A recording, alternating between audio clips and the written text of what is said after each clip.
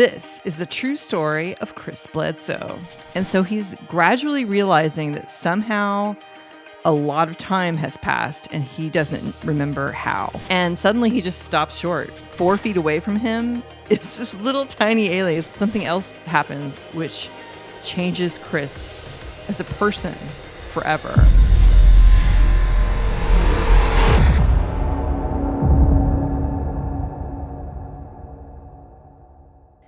So since nobody in his community was paying attention to him, he was building this relationship with MUFON, the Mutual UFO Network, which is a group of ufologists across the United States.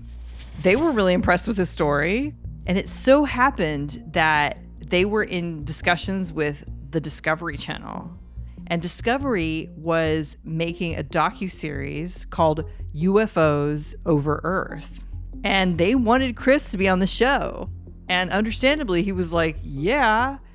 And Discovery Channel came to Fayetteville, North Carolina, or wherever it was. And the first thing they do, they hook him up to a lie detector test. It's just sort of like a pop quiz, but a pop lie detector test. When I read this, I reached out to John Taylor of the Twisted podcast, and he's an expert in these kinds of things. And I asked him, how reliable are lie detector tests? And he said, not reliable at all.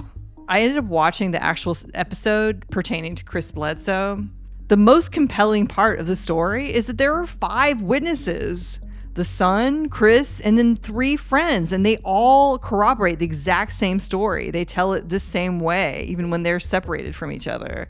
That is very convincing evidence. And I thought the show wasn't so bad, but for Chris, it was terrible.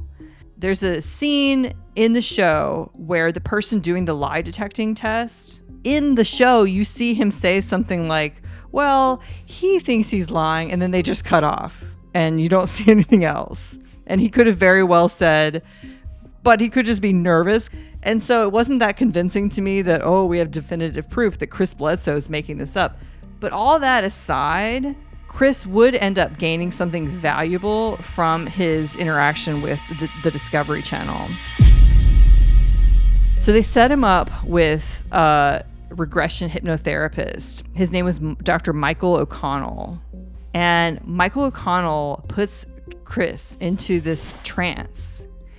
And he takes him back to the night that everything happened. And Dr. O'Connell programs, as Chris puts it, he programs Chris to only remember little bits and pieces over time. Because O'Connell is concerned that if he remembers everything all at once, it'll just be too much. It'll overwhelm him. But the things that he remembers from that night are pretty intriguing. He had these very powerful visions of the apocalypse. He saw famine, he saw plague, and it was so overpowering for him that he didn't tell anybody else about it. And of course, we know, listeners of the Woo There It Is podcast know that aliens put fake prophecies in your head. They've been telling us about the apocalypse for many, many years, although I kind of think we might be in the apocalypse right now. But that's what he saw. And after that, he became a huge prepper. So he has this huge garden, but he also remembers being taken inside of a craft. But the details of that, he either doesn't provide or he doesn't remember, and it's not clear which. But after that, after the Discovery show aired, he and his family, if they had it bad before, they really had it bad because the entire town saw it as proof that Chris Bledsoe was lying to all of them. And he said that the show, for whatever reason, people liked watching it, I guess. It was going on this never-ending loop, so it would be showing like once a week on the Discovery Channel or something like that, just one again and again and again. This utter humiliation.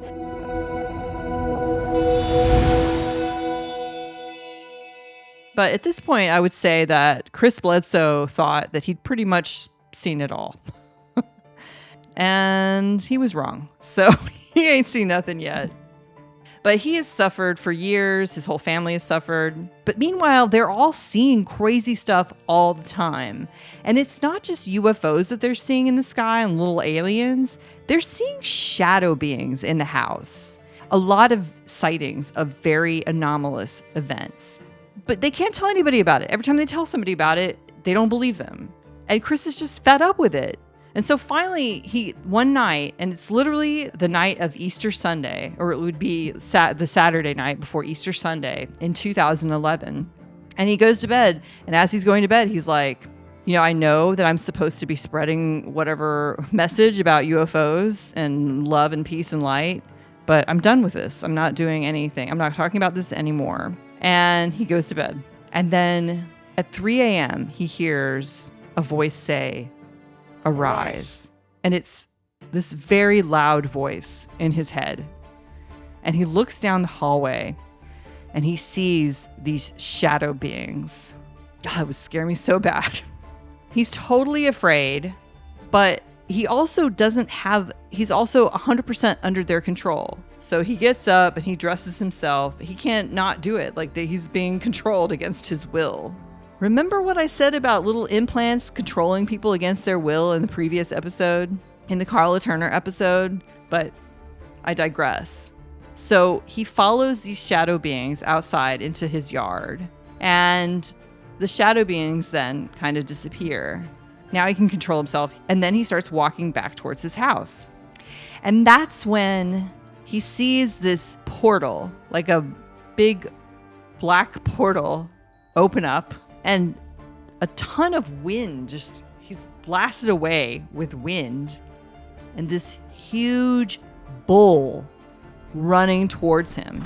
And he falls backwards. And he sees the bull run right over him. And it's like translucent. And that's not even the cool part, okay? Here's the good part. So he looks back up at where the bull had just come from.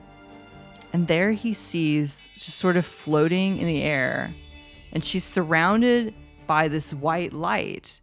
He sees this beautiful woman, and he would end up referring to her as the lady. And the lady says to him telepathically, "You know why I am here. You cannot quit now. You made an agreement that must be kept." What agreement? But then she tells him that if he continues to speak of his experiences and essentially spread the information, then she would allow the orbs to be photographed so that people outside of the family could see proof. And then she said a bunch of other stuff to him. She communicated a bunch of things to him, but he couldn't really understand it. But he knew that he would understand those things when the time came. But she had something else to say. She said that there were forces at work who wanted to cast this phenomenon, I assume the UFO phenomenon, in a negative light. And if they did that, if these forces cast UFO phenomenon in a negative light, it would send humanity to ruin. Yikes. Those are some dire consequences. I think she's lying. I don't know. I mean, how can we not see this in a negative light? I feel like I'm being gaslit here. But true to her word, Chris is able to, after this, he's able to get all kinds of pictures and videos to share with anybody and everybody of orbs. And I think probably if you're into the paranormal, you've probably seen some yourself at this point. Maybe not from him, but they're just everywhere. So Chris starts talking about his experiences, and things get a little bit easier for the family because people are starting to actually think, well, maybe he's not a total liar. And he's been developing a lot of contacts in the UFO community, but I wanted to focus on one particular detail. At some point, this wealthy businessman who believes in UFOs invites Chris and his wife to this fancy event in Philadelphia. It's called The Gathering. And Chris would describe this as this very lavish event. And he would meet some very interesting people like Linda Moulton Howe, who's a very well-known paranormal researcher, and also Colonel John Alexander, who's a retired Army colonel who's written a bunch of books about UFOs. And Chris is clearly very impressed with all this glitz and glam, and I would have been too. And he makes a bunch of friends and they all believe his story. So that had to be amazing. But I have to say that something about the whole thing makes me take pause. There seems to be this really cozy relationship between ufologists and government entities, government players. And, now that I've been doing more research and finding out more about what the government's been up to for the past, 70 years, I'm less inclined to think that any government players are totally trustworthy.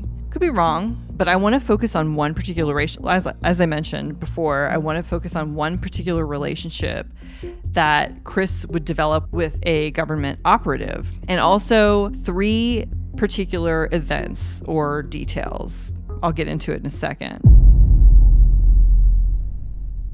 The first event I'm going to call the test. So Chris is invited to another kind of men's retreat, all kind of into UFOs and spirituality and things like that. But he's finding their company to be kind of off-putting. And that's when Tim Taylor shows up. Not Tim the Toolman Taylor. Tim Taylor shows up and he says that he's from NASA. Interesting. And they strike up a friendship. And Chris says in the book that they would become really good friends in the ensuing years. But at one point, Chris would refer to Tim Taylor as an agent who didn't officially exist. From NASA? I didn't really think that NASA had agents who have that kind of clearance. So that's the first of many question marks surrounding Tim Taylor. But later, because they're friends, Tim would visit the Bledsoe house on a regular basis. And one day, Tim shows up at the Bledsoes and he presents Chris with a legal disclaimer. And the legal disclaimer says, "For the Bledsoe family only." And Chris kind of makes it sound like this is a very official document, but he can't say exactly who who he's signing it with. Presumably it's some government entity. But what was weird was that Chris's son, Ryan, his girlfriend was there. She was allowed to see everything as well. So I'm like, this is like faux official. This is faux official. And so I just kind of get the sense that Tim is sort of trying to make it seem like Chris should feel very special to be graced with Tim's tie-up elite government interest. I feel like he's setting that up, but meanwhile, what he's really trying to do is use Chris in some way. And I'm speculating. That's not what it says in the book. It's just what I'm reading as a huge conspiracy theorist, as a person with conspiracy theory-itis. But what's the test? So Tim pulls out this piece of metal. It's about the size of a postage stamp. And Chris holds out his left hand and Tim puts the metal in his hand. And nothing really happens. It's a light piece of metal. It's like, cool, all right.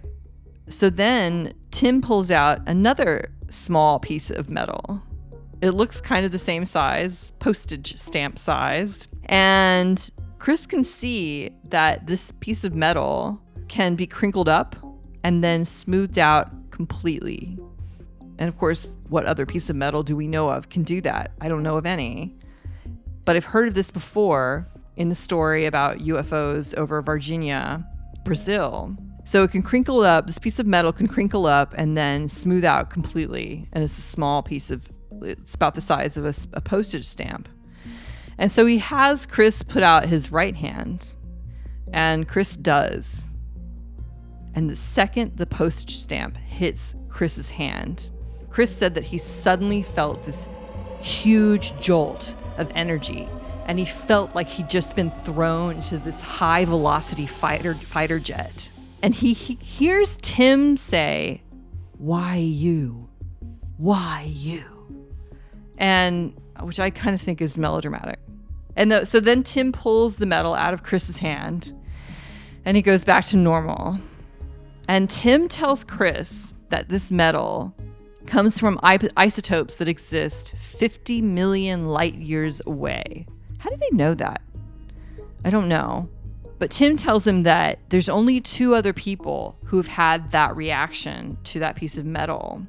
And he kind of implies that if you don't have that reaction, you're not a real experiencer. Which, I mean, can we believe what Tim says? I don't know. Take it with a grain of salt.